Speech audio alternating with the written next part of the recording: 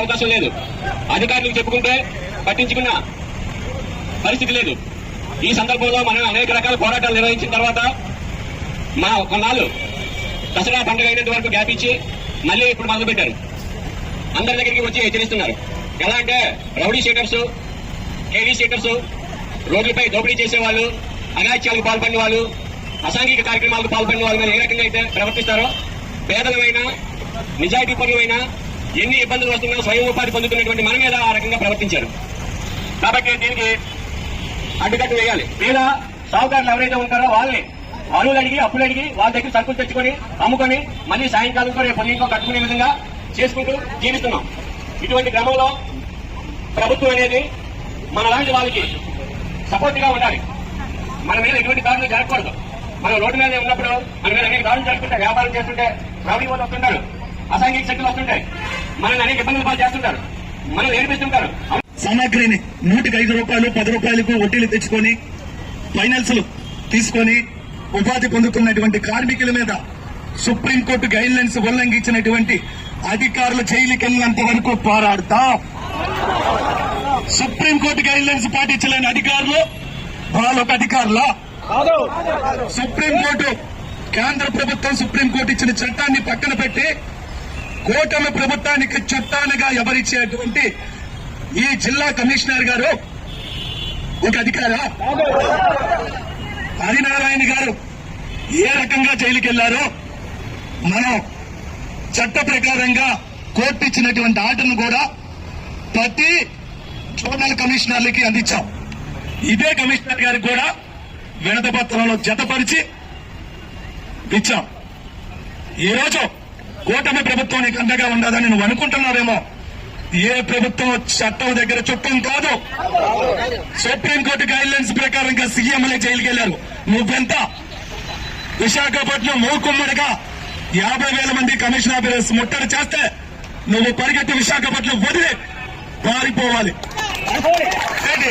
ఈ రోజు స్థానిక ఎమ్మెల్యే నీకు తెలీదా? 23 రోజుల కిందే నీకు మేము ఓట్లేసాం, నీకు ఓట్లేసి గెలిపించాం. నీ ఓట్లేసినటువంటి ప్రజలు నువ్వేమొచ్చి బాధల్లో ఉంటే నువ్వు పట్టించుకోవా?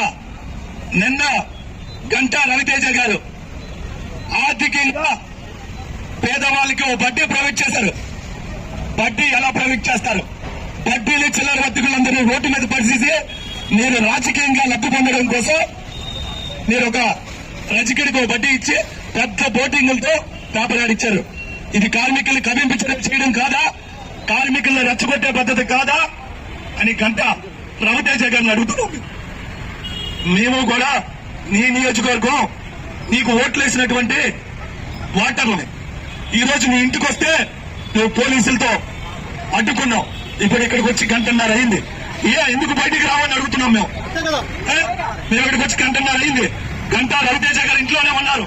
బయటకు రావాలి, బయటకు రావాలి. రాకపోతే వెళ్తాం.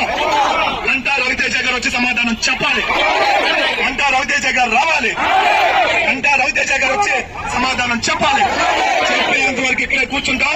పోలీసులు అడ్డుకున్నా సరే ఈ రోజు ఏమైనా తేల్చుకొని ఇక్కడి నుంచి వెళ్తామని ఈ సభాముఖంగా తెలియజేస్తున్నామని మీ అందరికీ చేతులు జోడించి ఈ ఉద్యమంలో పాల్గొన్న నష్టపోయిన ప్రజలందరికీ కూడా కార్మికులందరికీ సిఐటి తరఫున విప్లవ వందనాలు తెలియజేస్తున్నాం. దోపిడి బండ్లు చిరు వర్తకుల ఐక్యత. దోపిడి బండ్లు చిరు వర్తకుల ఉపాధికి రక్షణ కల్పించాలి. కానీ ఏం కనిపించకూడదట. ఇదే వాళ్ళు చెప్పడం. ఈ రోజు విశాఖ నగరం మొత్తం 5,000 బడ్డీలు దోపిడి బండ్లు తొలగించారు. విశాఖ నగరం మొత్తం సుమారు 30-40 వేల మంది కుటుంబాలు ఈ రోజు రోడ్డును పడ్డాయి. అంటే ఉపాధి బ్రతుకుతున్న దోపిడి వల్ల కార్మికుల్ని వాళ్ళ కుటుంబాన్ని రోడ్డు మీదకి వేయడమా? అది నేను అడుగుతాను ఈ ప్రభుత్వాన్ని. నిలదీస్తున్నాం. అందుకే ఇప్పటికే మనకి హక్కు ఉంది, చట్టం ఉంది, 2014 చట్టం ఉంది. హైకోర్టుకి వెళ్తాం, మన పోరాటం మనం చేద్దాం. హైకోర్టుకి వెళ్ళి ఆర్డర్ తెచ్చుకున్నాం.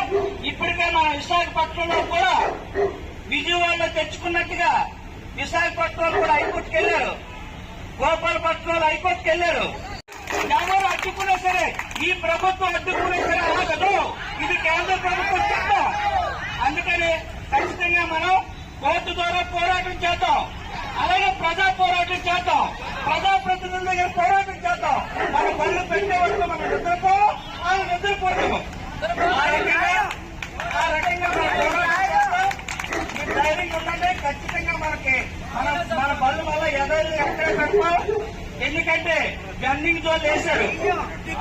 గన్నింగ్ కార్డులు ఈ రోజు వరకు ఇవ్వలేదు. ఆ దగ్గర ఉంచుకున్నారు. గన్నింగ్ జోన్ ఈ రోజు వరకు పెట్టలేదు. నువ్వు గన్నింగ్ జోన్ పెడతానంటే కంబాలకొండ, విశాఖపట్నం జూలే కాదు, జనాలు ఉన్న దగ్గర గన్నింగ్ జోన్ ఉండాలి. వ్యాపారాలు అయ్యే దగ్గర మనకున్న హక్కు ప్రకారంగా, మనకున్న చట్టం ప్రకారంగా అటు నిలకడగా ఫైట్ చేద్దాం. ఇటు సిఐటిగా, నేను జిల్లా కమిటీగా, రాష్ట్ర కమిటీగా, మద్దిలపాడు జోన్ కమిటీగా, సిఐటిగా మీ పోరాటాన్ని ముందుకు నడిపిస్తాం. మేము ముందుంటాం. మీ బళ్ళు మీరు పెట్టే వరకు కూడా మేము నిద్రపోము. మీ బళ్ళు పెట్టే వరకు మేము పోరాడుతూనే ఉంటాం. కాబట్టి ఈ రోజు మీరందరూ ఆ రకంగా ఆలోచించాలి. మేము కూడా విజయవాడ వెళ్ళొచ్చాం, హైకోర్టులో సంప్రదించొచ్చాం. ఖచ్చితంగా మన హక్కుల కోసం అక్కడ చేయవలసింది అక్కడ, ఇక్కడ చేయవలసింది ఇక్కడ చేద్దాం. కాబట్టి ఈ రోజు ఈ పోరాటానికి నాకు అవకాశం ఇచ్చిన మీ అందరికీ కూడా పేరు పేరున ధన్యవాదాలు తెలియజేసుకుంటూ వెళ్ళాం.